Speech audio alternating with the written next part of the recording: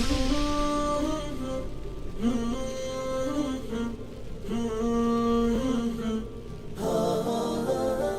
الحمد لله نحمده ونستعينه ونستغفره ونعوذ بالله من شرور أنفسنا ومن سيئات أعمالنا.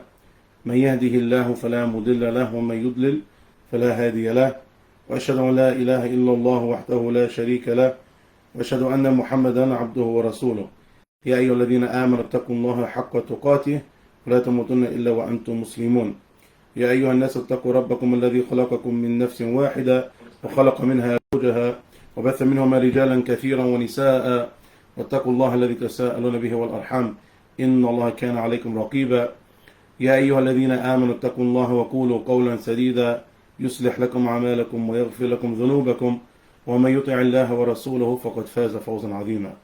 أما بعد، فإن خير الحديث كتاب الله، وخير الهدي هدي محمد صلى الله عليه وسلم، وشر الأمور محدثاتها، وكل محدثة بدعة، وكل بدعة ضلالة، وكل ضلالة في النار. Assalamu alaikum wa rahmatullahi wa barakatuh, dear brothers and sisters. As mentioned, today's lesson will be done online.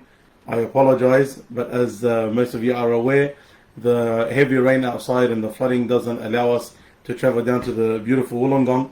So inshallah Azza wa Jal will continue bidnillah Azza wa Jal from next week, and the lessons this week will be online, including the sisters' lesson tomorrow morning, inshallah Azza wa Jal.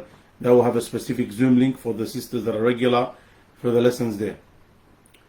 First and foremost, when it comes to the rain, just some etiquettes. That one, it is from the dua, from the times when your dua is accepted.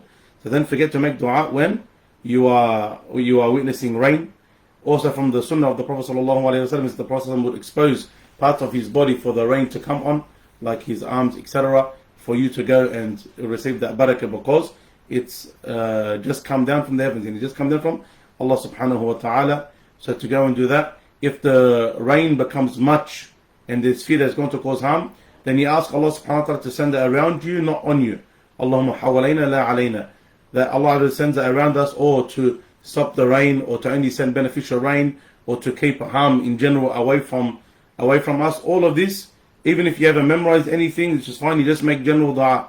Oh Allah Azza wa Jal, keep us away from harmful rain, keep the floods away, etc., etc., etc. All of this is from the general dua. I know a lot of us, when it comes to times like this, we feel extremely safe because of our houses and because of, inshallah, emergency services being available, and we have enough food, etc., etc., etc. But these are signs of the power of Allah subhanahu wa ta'ala. How 1 week we could be complaining about how hot and dry it is, and the next week we could be literally stuck in our houses because of fear of floods, kids at home from schools, shops being flooded, etc., etc., etc. So many people that I know of, they haven't worked for almost a week now, and they're not planning on going back to work because of the rain. They're not able to work, especially those in construction. So all of it goes back to the ability of Allah subhanahu wa ta'ala, especially those brothers that don't work, that don't get paid. So this is all from the power of Allah subhanahu wa ta'ala. And if you want it to stop, or you want it to be beneficial, then turn to Allah Azza wa Jal first and foremost in repentance, and ask Allah Azza wa Jal to increase in that goodness, because Allah Azza wa Jal, through your goodness, keeps a lot of the harm away. And as a reminder for the people who sends events like this, so they can be reminded of the constant need for Allah subhanahu wa ta'ala. No matter what you have, no matter how advanced you become, you are always going to need Allah subhanahu wa ta'ala. You will never be self-sufficient from Allah Azza wa Jal. Regarding the journey to the hereafter, today is the second lesson regarding the Sirat. Last week we spoke about certain matters about the Sirat. We mentioned that every single person will cross the Sirat. We mentioned that in its description that it's thinner than a piece of hair and sharper than a sword, and different people will cross it at different speeds depending on their deeds.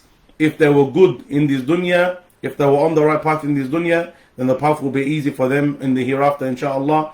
The ones who were extremely righteous, they'll cross it like a lightning and like the blink of an eye. And there's different stages and different levels of speed, all the way to get to the person who is crawling over the Sirat.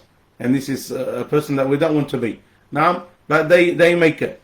Naam, the Prophet ﷺ, when he told us about the Sirat, when you're crossing, there are claws and there are thorns that are grating the people, and they are snatching them off the Sirat. The people will be different categories also regarding that. There will be people who pass that unscathed.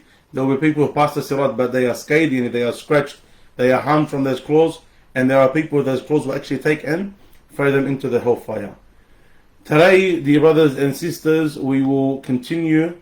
And also, from last week, we spoke about how on the two sides of the sirat, there is the amana, the trust, that which you were entrusted with. Did you fulfill those trusts, whether it was regarding the religion, regarding business partners, your family, etc. All types of amana you'll be asked about, and also the tie of kinship and the importance of that, and that the people will be asked about that. Today we continue with what's right before the sirat, and then what happens to the disbelievers and their resurrection, and then being taken to the hellfire, and the different descriptions that have been given regarding that. When the Prophet ﷺ was asked, how will the people be when they're resurrected? And he mentioned, ﷺ, that hum fi dhulmatin qabl al-jisr, or dun al-jisr. They will be in darkness right before the bridge, right before the sirat. And this is important because when we speak about an-nur, when we speak about the light that the believers are given and how we assist them, this is what you need to be picturing, that it's complete darkness. It's complete darkness, and a person cannot see in front of him, cannot see around him. So naturally, what do you want when there's darkness? Light. And what does light do? It eases your anxiety. It eases your fears. Just look at any person on the face of the earth. If they're put into darkness, look at how their feelings are. Ask him, how did you feel when it was complete darkness? How did you feel? And the normal things, because the mind works and the mind fears that which it doesn't know. So you not be knowing your surroundings, not knowing your environment, you panic, you shake, you fear, you're not confident, you don't want to move, you want to stay still, you're feeling around. It's a stressful time. What eased that fear almost automatically? As soon as there was light. As soon as there's light and you're able to see that which is around you, that which is in front of you, that which is underneath you, are you safe, are you not safe, if there's any harm, you're able to remove it, you can identify it, etc. Automatically that fear is gone. And so when you have this nur on the day of judgment, when you are in a foreign land, the earth has been changed, the land has been changed, you have no idea what's going on, and you're in complete darkness. Imagine the fear that's at that time. You don't know who's who, you don't know where's where, you don't know where safety is, you don't know where harm is, you don't know what's going on, you're scared. As Allah described in the Quran, the people will look like they're drunk, but they're not drunk. At this time, how will that person be regarding their fear? Taban, in an extreme state. What will ease that fear? Them being given that light by Allah subhanahu wa ta'ala, which we'll speak about inshallah azza wa jal. From the groups of people that don't receive that light is obviously the disbelievers, a'yadhan billah. So when they know they're falling into the hellfire, or they're being dragged on the day of judgment, they're given the news that they're from the people of the hellfire, what are some descriptions that were given that the author Hafidhullah mentions? One of them is that they will be led to the hellfire like a flock of animals. Now a herd of animals. They will be driven to the hellfire, as Allah says in the Quran, وَسِيقَ الَّذِينَ كَفَرُوا إِلَى جَهَنَّمَ زُمَرًا, that the disbelievers will be driven to the hellfire in groups. Now, just like you would herd a group of sheep or the like, then these people are driven to the hellfire. يَوْمَ يُدَعُونَ إِلَى نَارِ جَهَنَّمَ دَاعًا, the day that they are called to the hellfire. Again, they are driven to the hellfire. يَوْمَ يُحْشَرُ أَعْدَاءُ اللَّهِ إِلَى النَّارِ فَهُمْ يُوزَعُونَ, the day that the enemies of Allah will be resurrected to the hellfire. فَهُمْ يُوزَعُونَ. يُوزَعُونَ means that they are gathered together. Now, so this is one of the descriptions that are given regarding the people and how they are taken, a'yadhan billah, to the hellfire, that they are driven to. Imagine again the darkness, you don't know where you're going, and now all you know is that you are being driven. Allah musta'an. Also from the descriptions that were given regarding the people on the day of judgment that will be from the people of the hellfire, is that they will be resurrected and they will be made to walk on their faces. Allah subhanahu wa ta'ala says, الَّذِينَ يُحْشَرُونَ عَلَى وُجُوهِهِمْ إِلَى جَهَنَّمْ وَلَئِكَ شَرٌّ مَكَانًا وَأَضَلُّ سَبِيلًا. Those that will be resurrected on their faces, عَلَى وُجُوهِهِمْ إِلَى جَهَنَّمْ, and they will be taken like that to the hellfire. They are worse in status and worse on the path that they were on. The Prophet ﷺ was asked, كيف يحشر الكافر على وجه يوم القيامة, how will the disbeliever be raised and resurrected on the day of judgment on his face? And again, logically, it's hard to comprehend. Now we know people walk on their feet. So how on the day of judgment is a person going to walk on their face? And we can't comprehend it. The Prophet ﷺ's reply is a very, very, very simple and elegant one. And there's a lot of elegance and eloquence in simplicity. The Prophet ﷺ replied, أَلَيْسَ الَّذِي أَمْشَاهُ عَلَى رِجْلَيْهِ فِي الدُّنْيَا قَادِرٌ عَلَى أَنْ يَمْشِيهُ عَلَى وَجْهِهِ يَوْمَ الْقِيَامَةِ? Is not the one who raised him on his 2 feet and made him walk on his 2 feet in this dunya able to make him walk on his face on the day of judgment? Yani Allah subhanahu wa ta'ala, just like He made him in this dunya able to walk on his feet, Allah will make him on the day of judgment, make him to walk on his face. This is not hard for Allah subhanahu wa ta'ala. Nothing is impossible for Allah subhanahu wa ta'ala. Whenever it comes to the knowledge of the unseen, dear brothers and sisters, as we've mentioned over and over and over again, all of it we say Allahu Alam. When it comes to the text, we say Sami'na wa ata'na, we hear and we obey. Amanna bih. Kullu min indi rabbina. We believe in it. All of it is from our Lord. That which came in the Quran, or in the authentic Sunnah of the Prophet sallallahu alaihi wasallam, we accept. This question of how is what led a lot of people to misguidance. Now, if a person wants to ask how, if there's an actual explanation where they want to know the wisdom of it, or they want to understand, is there a possibility we can understand it? This is one thing, like this companion, radiallahu ta'ala anhu. He's not asking, radiallahu ta'ala anhu, how is Allah subhanahu going to make them walk on their face, as in, this is impossible. It must not be correct. There must be a mistake here. That's not his questioning. His questioning here is to seek, is there any clarification for us to be able to understand? The Prophet ﷺ, and he knows that our minds are limited, that we're not going to be able to understand the hereafter. So he taught us, alayhi salatu wasalam, just like Allah made him walk on his 2 legs here, Allah will make him walk on his face over there. It's as very simple as that. And Taban, the companions accept this. And we should be like that in all matters of Aqidah especially. That what came from Allah Azza wa Jal we accept as it is. Why? Because our minds, dear brothers and sisters, we can only comprehend that which we know. It's very hard, almost impossible, if not impossible, for the human beings to comprehend that which they have not witnessed, that which they cannot comprehend. And the only thing that you can comprehend is that which is around you. Yani now, we as human beings can comprehend that a person can travel from Sydney and to Umrah, perform Umrah and come back to Sydney within 24 hours.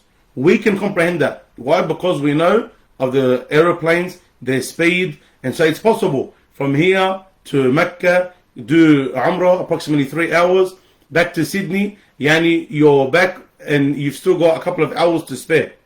So you, knowing this reality, have no problem accepting it. If we go back 150, 200 years, and we were to tell a person in Australia that you can do Umrah in 1 day, go there, perform Umrah, come back, he would think that you're crazy, because he would say this is impossible to do. He can't comprehend it. These are matters of dunya, and so it's hard for us to comprehend that which we haven't witnessed, that which we don't know, that which we can't assess, etc. How then when it comes to the matters of the hereafter? And that's why in Aqidah it's so important to take what Allah taught us about Himself. Allah subhanahu wa ta'ala knows Himself better than we know Him. And He knows how to describe Himself better than we know how to describe Him. So when Allah subhanahu wa ta'ala tells us of a specific description in the Quran about Himself, like He has 2 hands, we accept what Allah said about Himself. He has 2 hands, it means He has 2 hands. How are those 2 hands? We say Allahu Alam. We can't say why, because we can't comprehend, and Allah subhanahu wa ta'ala has given us certain knowledge about it. So we say what Allah said about Himself. He has 2 hands. How are they? We say Allahu Alam. Laysa kamithlihi shay.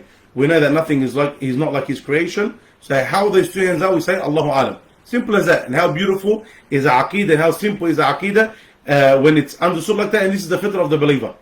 This is the fitrah of the believer. This is the way Allah created the human being aslan.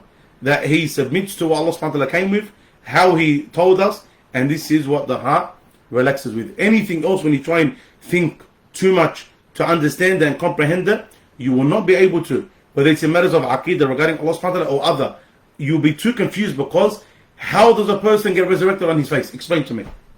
How does a person walk on his face? Now, based on the physics that we know, it is impossible for a person to walk on his face. But on the day of judgment, who said that the laws of physics that apply here are applicable there? And who said the laws of physics apply to Allah subhanahu wa ta'ala? So always when it comes to the hereafter, you don't go off what we have in this dunya, what we know in this dunya. You say this is how it will be then, and khalas. You accept it and you move on. The easier you accept these narrations, the easier your deen will be to implement. And this is a means of humiliation for the disbelievers that they're resurrected on their face. And this is a means of pride for the believers that they make sujood in this dunya. When the Muslims make sujood to Allah subhanahu wa ta'ala, you are putting the most honorable thing that you have, which is your face, especially your forehead, on the ground to Allah subhanahu wa ta'ala. You are doing the most honorable thing that you can in terms of offering to Allah Azza wa Jal. Putting your face, putting your head into the ground, complete submission to Allah subhanahu wa ta'ala. Complete submission. When you do this, you are showing that I am humbling myself before you, Ya Allah. A lot of the disbelievers who refused to worship Allah subhanahu wa ta'ala, they refused to put their forehead on the ground in prayer and humiliation and submission to Allah Azza wa Jal. Allah Azza wa Jal forces them by humiliating them on the day of judgment that they will be made to walk on their faces and they will be dragged on their faces to the hellfire. Again, al-jaza' min jins al-amal. You submitted by choice, and so you'll be raised in ranks and you'll be held in a high regard on the day of judgment because of your submission. Those that refused will be punished with the same. Those that refuse will be punished with the same act. You done it, you get rewarded for it. They will be forced to do it, a'yadhan billah, but it will be a means of humiliation for them and them being dragged, a'yadhan billah, to the hellfire. Another way that the disbelievers will be resurrected is that they will be resurrected with that which they used to worship. Allah subhanahu wa ta'ala said, وَاحْشُرُوا الَّذِينَ ظَلَمُوا وَأَزْوَاجَهُمْ وَمَا كَانُوا يَعْبُدُونَ مِن دُونِ اللَّهِ فَاهْدُوهُمْ إِلَى الصِّرَاطِ الْجَحِيمِ. Raise up the people who oppressed. The people who oppressed here, الَّذِينَ ظَلَمُوا, these are talking about the disbelievers. Okay, al-dhulm comes in many different forms. The linguistic meaning is oppression. Okay, a person oppresses, takes the right of another person. Islamically, part of dhulm is shirk. In the shirk, al-dhulmun azim. Verily, shirk is great oppression. The person is oppressing himself because he's not worshipping Allah Azza wa Jal, and it's going to lead to him being punished. So he's really oppressing himself. He didn't give his nafs, he didn't give his ruh, he didn't give his even body that which it deserves, which was the worship of Allah subhanahu wa ta'ala. So أحشر الذين ظلموا وأزواجهم, and their partners, obviously if they were disbelievers also, وَمَا كَانُوا يَعْبُدُونَ, and that which they used to worship. So the ones that used to worship the sun will be resurrected with them. The moon will be resurrected. The statues, the idols, they will be resurrected. The people that worship the graves, they will be resurrected. Those that worship the dead, they will be resurrected with them. Everyone who used to worship something, it will be resurrected with them. Min dunillah, they used to worship them besides Allah, they will be resurrected. فَهْدُومْ إِلَى سُرَةِ الْجَحِيمِ. Take them to the path of the hellfire. Tab'an, these things will be thrown into the hellfire. Do the people that worship the sun, these people, we understand that they're deserving of punishment. So if we ask, are they deserving of punishment? Do they deserve punishment? The person says yes, because they committed shirk. That which they worshipped besides Allah subhanahu wa ta'ala, if they didn't do it by choice, like the sun, what's the sun have to do with being punished? Or what's the moon have to do with being punished? Now, they didn't ask for this punishment, or that stone that they carved out, or the piece of wood that they carved out to worship. They didn't ask for that punish to be worshipped. So why are they getting punished? Tab'an, again, Allah subhanahu wa ta'ala is just. If they are thrown into the hellfire, the statues, the idols, etc., when they are thrown into the hellfire, this is a increase in the humiliation and the punishment for the ones that used to worship them. That we are seeing our gods being thrown into the hellfire with us. So this is an increase in humiliation and torment for them. That which we put our hopes and our dreams in, it failed us. It failed us and it fell into it's being punished with us. It couldn't benefit itself. This is one matter.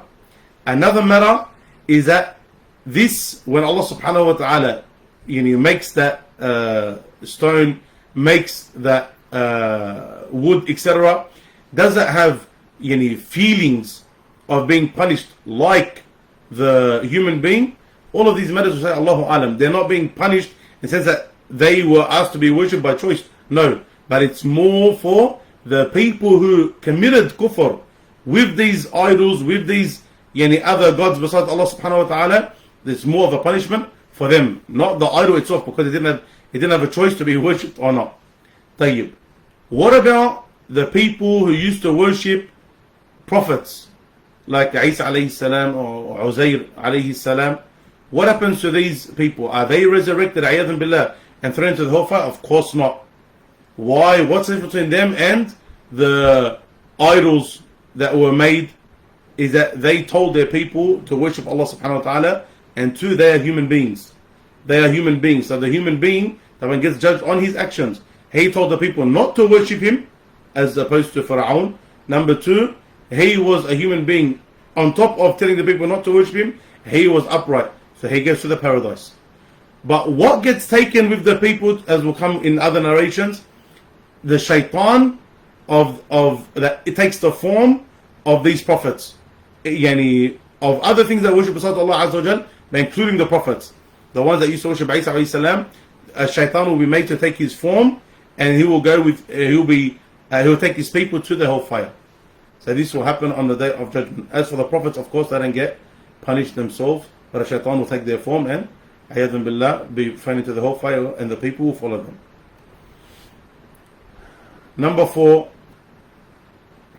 those who with pride, taban, in this dunya, thought that they will get away with the punishment. Part of their resurrection and being thrown into the hellfire is that they will be belittled on the day of judgment. كل الذين كفروا ستغلبون وتحشرون إلى جهنم وبئس المصير وبئس المهاد. Say to those who disbelieve, ستغلبون, you will be overcome, you will be overpowered, and then you will be resurrected into the hellfire. And how bad of a ending it is. The point here, the shahid here, is that they will be overpowered. So they will be belittled on the day of judgment. So it's not a means of pride for them whatsoever. When they see the hellfire, how will the sounds be? Allah subhanahu wa ta'ala said, إِذَا رَأَتْهُم مِّن مَكَانٍ بَعِيدٍ سَمِعُوا لَهَا تَغَيُّظًا وَزَفِيرًا.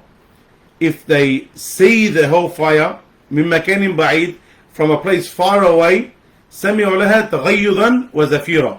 They will hear from the hellfire تغيظ, which is that boiling over, just like the تغيظ, it boils. Okay, because of the heat of the hellfire, it has this intense boiling sound. وَزَفِيرًا, these extreme like screams and sounds from the hellfire itself. Now, and this طبعا adds to the fear.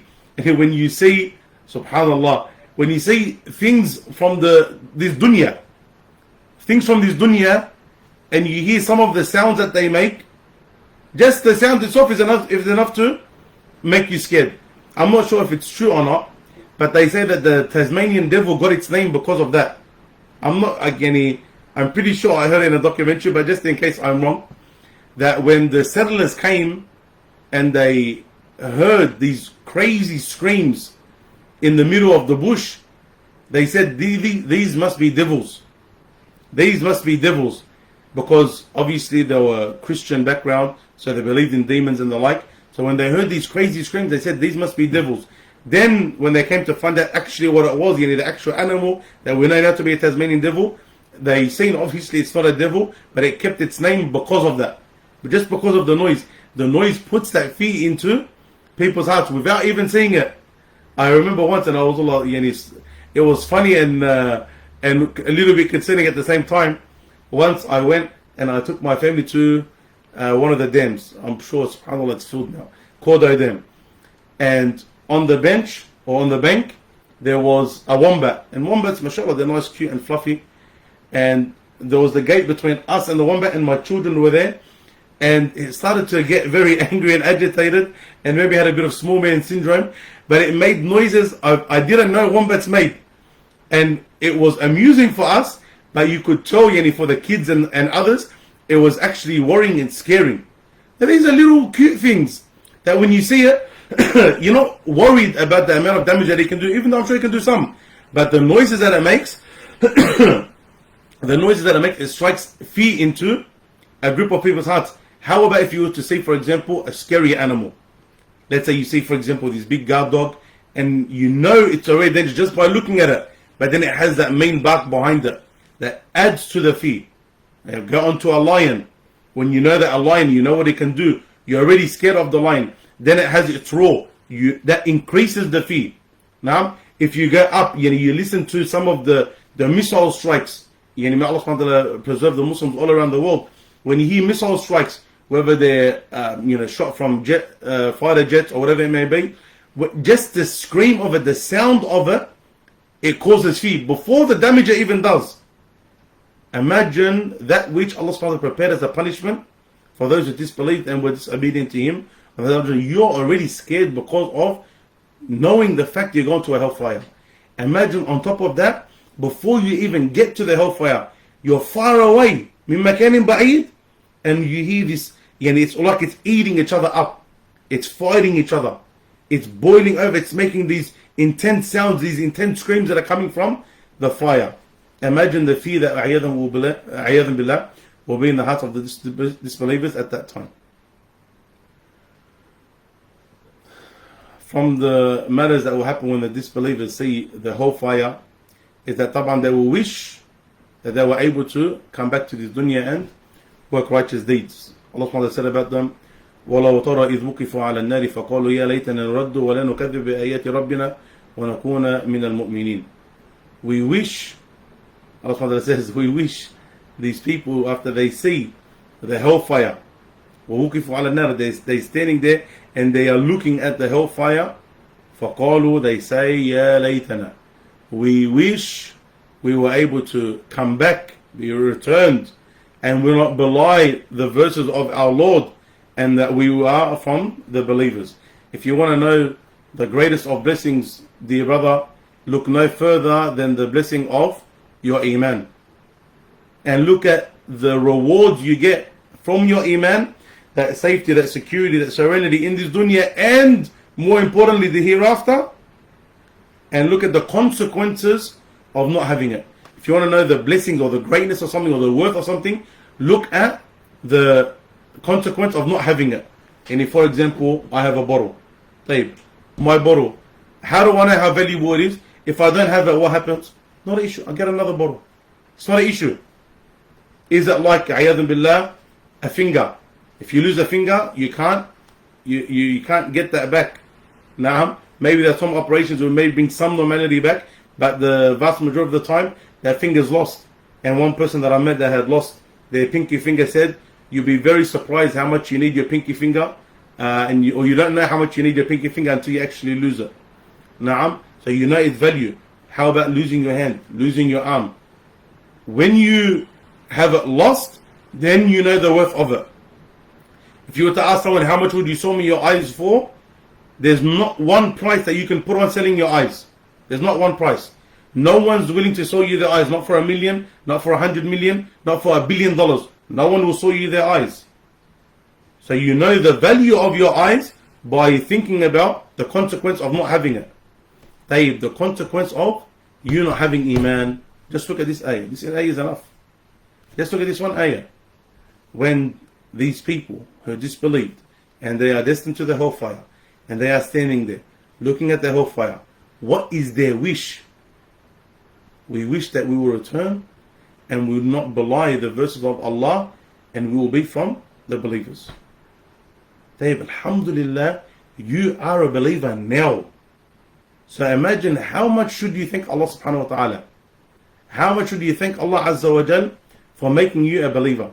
How much do you thank Allah subhanahu wa ta'ala for blessing you with Islam, blessing you with Iman, allowing you to be a person who believes in the Quran, who believes in Muhammad sallallahu alayhi wa sallam. On top of that, allowing you to be a person who's trying your best to follow that right path. Wallahi, this is an amazing gift of which there's no gift like it on the face of the earth. There's no gift like it on the face of the earth. And unfortunately, we don't thank Allah subhanahu wa ta'ala enough for those blessings. We continue to the light of the believers that they will have on the day of judgment. And when they're crossing the sirat, Allah subhanahu wa ta'ala says, يَوْمَ تَرَى الْمُؤْمِنِينَ وَالْمُؤْمِنَاتِ يَسْعَى نُورُهُمْ بَيْنَ أَيْدِيهِمْ وَبِأَيْمَانِهِمْ بُشْرَاكُمُ الْيَوْمَ جَنَّاتٍ تَجْرِي مِنْ تَحْتِهَا الْأَنْهَارُ خَالِدِينَ فِيهَا ذَلِكَ الْفَوْزُ الْعَظِيمُ يَوْمَ يَقُولُ الْمُنَافِقُونَ وَالْمُنَافِقَاتُ لِلَّذِينَ آمَنُوا انظرونا نقتبس من نوركم قيل ارجعوا وراءكم فالتمسوا نورا فضرب بينهم بسور له باب باطنه فيه الرحمة وظاهره من قبله العذاب. Allah subhanahu wa ta'ala says, this is again, these are all rough translations, more the meaning, the literal word by word translations. The day you will see the believing men and the believing women, they are given their light, which will go between their hands in front of them and in their right hands, and they'll be given glad tidings on that day, glad tidings of paradise underneath which rivers flow, and they'll be staying therein eternally. And this is the great success. And this will be the day where the hypocrites, the hypocrite men and the hypocrite women will say to the believers, wait for us so that we can get some of your light. Will be told to them, go back meaning go back to this dunya, and we'll explain inshallah azza wa jal, and get lights from there, but a wall will be placed between them. The inside of that wall, where the believers are, the inside of that wall is where the mercy of Allah is, and the outside of it will be where the punishment is. When they're crossing the sirat, as we said, this is all dark before, and then they will be given light and they cross. When they're given their light and they cross, again, think of when you're in a dark place. Just imagine now, for anyone who's been on a track or been on a trail or been on a hike, or even at night time you're walking through a park and there's a path but it's very, very, very dark. How do you walk? You can't see in front of you. How do you walk? If you walk, you take the most babiest of steps because of fear of what may be in front of you, or you may be tripping over, or even sometimes you have your own fear and anxiety internally. Then imagine when there's light. What happens when there's light? As soon as there's light and you can see what's in front of you, it makes it easier for you. Tayyib. Forget the light at night time. Imagine when it's during the day. Do you have any of that fear? None. If you had a little bit of light at night, you feel more comfortable. But is it compared to the safety that you have during the day? Absolutely not. When everything is clear around you, this makes your life easier. Tayyib. The believing men and the believing women, they will be given nur on that day. As will come in the narration, inshallah azza wa jal. Some will have nur like a jabal. Some will have nur like a mountain. And some will have more nur than that. And some will have it like a nakhla, like a palm tree in their right hand, like a big pole in their right hand. The more light that you have, imagine your feeling, the more comfortable you're going to be crossing the sirat. It's all darkness, but I have all this light, so I'm not worried, because I can easily go. It's not a problem. The ones who have more light, their more light was dependent on what? After the mercy of Allah, their actions. The more acts they done, the more light they have. The better they were, the more light they had. And again, it's not always just about the amount that you do, but sometimes the specific acts that you do. Like truly loving Allah and His Messenger, truly loving the believers, truly trying to assist where you can, giving sadaqah in proportion to the amount that you have, the goodness to your parents, the connection to the Quran, the staying away from major sins, the being quick to repent, the entering happiness onto the hearts of the believers, the looking after the ties of kinship, giving your family their rights, raising your children up correctly, etc. It's not just about, wallah, you say, la ilaha illallah 1,000 times a day, but at the same time you eat riba. Or you say astaghfirullah 1,000 times a day, but ayadhan billah, you're looking at haram, or you're committing zina, or you're drinking alcohol, or you're gambling, or you're speaking about the religion with no knowledge, etc. No. It's about doing the right deeds, and especially the great deeds that Allah Azza wa Jal told us to do, and about living your life as a believer.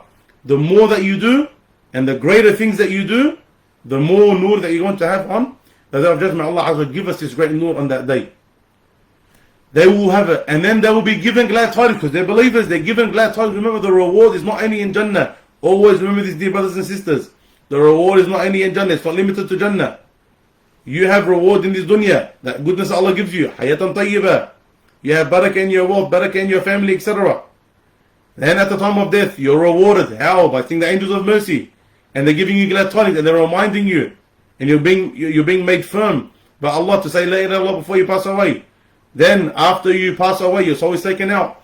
You're taken up to the heavens, and only good things are said about you. And you're in a garment from paradise and perfume from paradise. And you're returned back to this earth. And you want to hasten to your grave. You're in your grave. You answer the questions correctly. Your grave is turned into a garden of paradise. All of these are good signs. When you're resurrected on the day of judgment, you're not scared. When you get to the process and you drink from the hawd, When you're on your way on the Sirat, you have the light, and you're given these glad tidings from the angels. Bushrakum. Glad tidings be to you. What do you have? Paradise underneath which rivers flow, and you're therein for eternity. What beautiful words to be told on such a scary day. As for the hypocrites, and we always need to be careful with the understanding of the word hypocrite. Hypocrite has two meanings. You have the way the Sharia uses the proper pure hypocrite. The proper pure hypocrite is that a person is a disbeliever, but he acts like a believer. He is actually a disbeliever, he's a kafir, but he acts like a believer. If we imagine some examples in our times, like let's just say there's a spy. Okay? A spy is not, it doesn't believe in Islam. He is only acting like a Muslim. Maybe they wear a hijab, or they wear a thawb and sunnah cap, and they have a beard, and they go to the masjid. For what reasons? Just because they want to be a spy, they want to infiltrate. Tayyib, I don't know what you're going to benefit from, but maybe get a decent paycheck, Allahu Alam, maybe the through, Allahu Alam. Now, this person, they acted like a Muslim, but they had no iman, they never believed in Islam. They were just doing it in order to be a spy. So this person was considered a munafiq. That's the one that's considered a munafiq. Okay? Obviously in Al-Madinah, you had more munafiqeen, in an Islamic country, in an Islamic state, you can have more munafiqeen. Why? Because there's more benefits in acting like a Muslim. Let's say a person, this is another common example, a person wants to marry a Muslim girl, or a girl wants to marry a Muslim guy, and the family say, no way you can marry a non-Muslim, you have to marry a Muslim, even the guy. And if you're going to marry al-Kitab, she has to be a Muslimah. So they say, okay, khalas, just tell me what one is saying, I'll get married. Now if he becomes a Muslim based on sincerity and belief, khair wa barakah, alhamdulillah. But if they became Muslim just to get married to that girl, and they don't actually believe in Allah and the Prophet ﷺ and Islam and the tenets of faith, etc., then this is a munafiq. They showed their Islam for a benefit, but really they were disbelievers. So these hypocrites will say, the hypocrite men and the hypocrite women, they will say on the day of judgment, when they're crossing the Sirat, لِلَّذِينَ آمَنُوا, to those that believe, انظرونا, wait for us, نقتبس من نوركم, let us get some of your light. Like you in this dunya, you do not want to be with the believers, you don't want to be amongst them, but when you realize their value and their worth on the day of judgment, you wanted to be with them. Dear brothers and sisters, who will you be with on the day of judgment? Those who you're with in this dunya. If you أنت مع من أحببت يوم القيامة, you are with those who you love on the day of judgment. If you love Allah, His Messenger ﷺ, the believers, the Sahaba radiallahu anhum, the ulama, the mujahideen, etc., who are you going to be with? You're going to be with them on the day of judgment, inshallah. Even if that's just your love, even if your actions weren't as great as their actions, but you truly, truly loved them. You truly loved Rasulullah ﷺ. You truly loved Abu Bakr and Umar and Uthman and Ali and Talha and Zubayr and Sa'id. You loved all of the companions of the Prophet ﷺ. That's who you're going to be with. But for a person, he loved Mariah Carey and Michael Jackson, and he loved The Rock, and he loved John Cena, and he loved Conor McGregor and Mab'al Athmeen. These people that you loved on the day of judgment, what happens if you're resurrected with them? Are you going to be happy? Are you going to be content? Are you going to feel safe? Is this what you want as an ending? Of course not. So these hypocrites, when they see the value of these believers, where do they want to be? They want to be with them. Tayyib, if I'm a believer and I know that the hypocrites are going to want to be with the believers because they're going to be safe, what should I do as a believer here? Try my best to maintain a relationship with the believers in this dunya. You want to benefit from their light, benefit from their goodness in this dunya. Not only benefit from their goodness, be a believer yourself, one who gives off that guiding light. You yourself. Not only be around people that are beneficial, but you be that spring of benefit for others. You learn and you be religious and you be righteous and you have good character, so that you can benefit others and people want to be around you that are good. So it's two parts. Be from them and let them be around you. So these hypocrites, they beg the believers, save some light for us, stay with us, and it will be told to them, قِيلَ ارْجِعُوا. It will be told to them, go back. Go back where? Go back to this dunya. It will be told to them, go back where? Go back to this dunya. That's where we got our light from. We didn't get this light from here, the hereafter. We didn't get it on the day of judgment. This light is a result of what? Of our deeds, of our actions. So if you want the light, where do you go, O disbeliever, O hypocrite? Go back to this dunya. طبعا, is there any chance to get back to this dunya? There's no chance to get back to this dunya. There's no chance to get back to this dunya. So at that moment, a wall is placed between them. Inside the wall is rahmah, the mercy of Allah Azza wa Jalla, goodness. These are believers. And on the other side, ayatun billah, is where the punishment and the people of the punishment will be.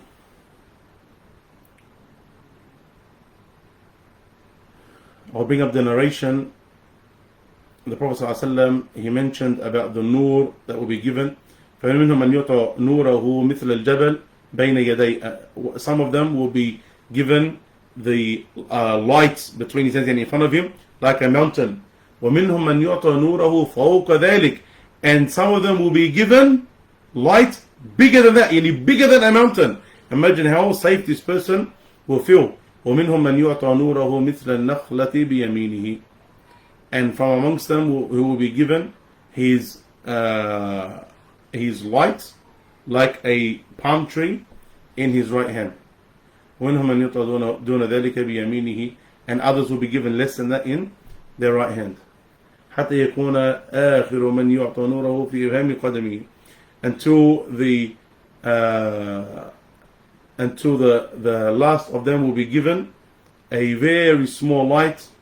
يُضِيءُ مَرَّةً وَيُطْفِئُ أُخْرَى. It will turn on sometimes and it will be off sometimes. إِذَا ضَاءَ قَدَّمَ قَدَمَهُ.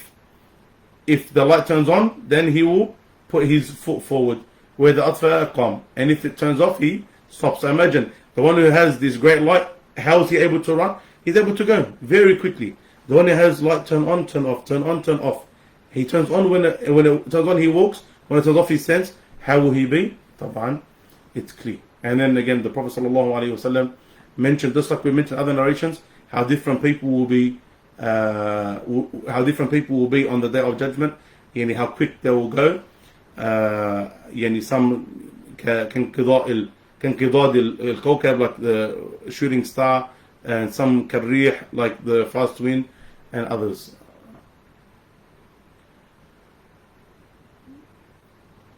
When Allah subhanahu wa ta'ala finished talking about the light, Allah subhanahu wa ta'ala, he says, I just bring up the verse because they've skipped. Oh, sorry, I'm skipping because I'm reading off the PDF. I don't have the book in front of me. Allah subhanahu wa ta'ala, after these verses and after he goes into some detail about how they will be on that day, the hypocrites, Allah subhanahu wa ta'ala continues and he says about the hypocrites, يُنَادُونَهُمْ أَلَمْ نَكُنْ مَعَكُمْ قَالُوا بَلَى وَلَكِنَّكُمْ فَتَنْتُمْ أَنفُسَكُمْ وَتَرَبَّصْتُمْ وَارْتَبْتُمْ وَغَرَّتْكُمُ الْأَمَانِيُّ حَتَّى جَاءَ أَمْرُ اللَّهِ وَغَرَّكُمْ بِاللَّهِ الْغَرُورُ فَالْيَوْمَ لَا يُؤْخَذُ مِنْكُمْ فِدْيَةٌ وَلَا مِنَ الَّذِينَ كَفَرُوا مَأْوَاكُمُ النَّارُ هِيَ مَوْلَاكُمْ وَبِئْسَ الْمَصِيرُ.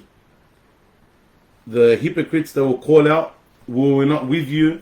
And this is after the barrier is placed between the believers and the disbelievers. "Were we not with you?" The believers say, "Yes, but وَلَكِنَّكُمْ فَتَنْتُمْ أَنفُسَكُمْ." Yes, but you trialed yourself, you tested yourselves, meaning you put yourself into problems. وَتَرَبَّصْتُمْ, you waited. وَارْتَبْتُمْ, you were hesitant to do what? To accept and implement the truth. وَغَرَّتْكُمُ الْأَمَانِيُّ, and you were taken away by false wishes and dreams, hopeful thinking. حَتَّى جَاءَ أَمْرُ اللَّهِ, until the matter of Allah subhanahu wa ta'ala came. وَغَرَّكُمْ بِاللَّهِ الْغَرُورُ, and the deceiver deceived you, meaning the shaitan. So these people, they were around the believers, they heard the truth, they had the opportunity to implement, but they didn't. And how many people do we meet? Either they are non-Muslims and you talk to them about Islam and they say, "Look, I believe in everything that you guys say, but there's something holding me back." Some of them, they don't want to leave alcohol. Some of them, their family pressure. Some of them, their wives. Some of them, astaghfirullah, he doesn't want to give up bacon. Some of them, he says, I just want to live how I want to live, and whatever happens in the next life happens. These people, may Allah subhanahu wa ta'ala open up their hearts to Islam and allow them to accept it. They could very well be part of this group, that they had the opportunity and they were there, but they missed it. Why? Because of their own souls. And this is an important reminder. It's not Allah subhanahu wa ta'ala that forced them to be disbelievers. Allah gave them the choice and they chose ayatun billah, disbelief. And sometimes you have Muslims, believers, People who say, yes, I believe, but they don't implement. Why don't you implement? I'm not ready. I'm not ready. I'm not ready. Inshallah when I'm ready. Inshallah when I'm ready. Inshallah when I'm ready. What happens if you're part of these people? What we need to do is implement straight away. Straight away. Allah says on that day, no ransom will be taken from the people who disbelieved, and their place will be the hellfire, and what a bad ending it is. You know, this ransom, the disbelievers will offer, or Allah SWT said, if they had the entire world in gold, it will not be accepted from them as a ransom. This is a big ransom. If they had the whole world's worth in gold, it would not be accepted by them. Think to yourself, what is it that pushes you away from Allah subhanahu wa ta'ala? For those that let the dunya get to them, and they left the deen for a guy, they left the deen for a girl, they left the deen for $100,000, they go and sell drugs for $1 million, they go and kill people for $100,000. Whatever you done to get away from the deen or against the deen or commit a sin and disobey Allah Azza wa Jal, giving you a chance, giving yourself a chance to enter the hellfire, and you done it for some monetary gain, what will you do on the day of judgment with that money? You will wish you can give it all in sadaqah. For what reason? To free yourself from the hellfire. It's not going to happen. That ransom, Allah doesn't need your money. Aslan, you can't even benefit from your money on that day. The only benefit you have from your money on that day is what you gave in sadaqah in this dunya. So, are you who sold his religion, sold his goodness, committed so much bad for something of this dunya, then be quick to repent and ask Allah subhanahu wa ta'ala for forgiveness and change your ways and rectify the wrong that you done. Because on the day of judgment, what are you going to achieve? You're not going to be able to offer a ransom. And that $1 million, that $2 million, that $1 billion that you had in this dunya, you're not going to benefit from it 1 millisecond on the day of judgment in crossing the sirat or anything before or anything after that. And you will wish that you will be able to offer it in ransom. So know the facts. Know that that's what's going to be your ending. So change it from there so you don't have to fall into that situation. And this is part of where we're getting to, where Allah says, أَلَمْ يَأْنِ لِلَّذِينَ آمَنُوا تَخْشَعَ قُلُوبُهُمْ لِذِكْرِ اللَّهِ وَمَا نَزَلَ مِنَ الْحَقِّ وَلَا يَكُونُوا كَالَّذِينَ أُوتُوا الْكِتَابَ مِنْ قَبْلِ فَطَالَ عَلَيْهِمُ الْأَمَدُ فَقَسَتْ قُلُوبُهُمْ وَكَثِيرٌ مِنْهُمْ فَاسِقُونَ. Is it not time for those who believe to have their hearts truly fear Allah? Truly fear Allah. Let their hearts become humble, fearful, لِذِكْرِ اللَّهِ, to remembrance of Allah, وَمَا نَزَلَ مِنَ الْحَقِّ, and what has come down from the truth, and not to be like those who were given the book before. فَطَالَ عَلَيْهِمُ الْأَمَدُ, time and wishful thinking went on them, for their hearts become hard. Over time, their hearts became hard. وَكَثِيرٌ مِنْهُمْ فَاسِقُونَ, and how many of them are evildoers? You do not want to be like those people. You hear the reminder, your heart should be soft, should be fertile for the remembrance of Allah Azza wa Jalla, so that when the reminder comes down, you'll be affected. And even if your heart is hard, dear brother, dear sister, it can change. You can change. Allah Azza wa Jal, how many parables did He give in the Quran where He gives life to dead earth? These parables for the heart. That Allah, just like He gives life to dead earth, He can resurrect you, can resurrect your heart. But you need to show that one. وَالَّذِينَ اهْتَدَوْا زَادَهُمْ هُدًى. Those who want those who want to be guided, Allah Azza wa Jal will guide them. إِذَا تَقَرَّبَ الْعَبْدُ إِلَيْهِ شِبْرًا تَقَرَّبْتُ إِلَيْهِ ذِرَاعًا. If the slave comes to me a hand span, I come to him an arm span. وَإِذَا تَقَرَّبَ إِلَيْهِ ذِرَاعًا تَقَرَّبْتُ إِلَيْهِ بَاعًا. If he comes to me an arm span, I come to a distance double that. وَإِذَا أَتَانِي يَمْشِي أَتَيْتُهُ هَرْوَلًا. If he comes to me walking, I'll go to him running. So Allah subhanahu wa ta'ala is there to accept your repentance and to help you become a righteous person. But you need to be serious about it. You need to be legitimate about it. You need to put in the effort and be willing to sacrifice, to be staunch on it, and be patient with it. And inshallah Azza wa Jal, you'll get there. So we spoke about today the ways in which the disbelievers will be resurrected, and the crossing of the sirat with the nur of the believers, and the lack of nur for those that aren't righteous, and how we as believers need to pay heed so that we benefit from these mentionings, so that we follow the good and put ourselves in a good situation inshallah, and stay away from that which is bad. هذا والله أعلم صلى الله عليه وعلى آل محمد وصحبه أجمعين. جزاكم الله خيرا. السلام عليكم ورحمة الله وبركاته.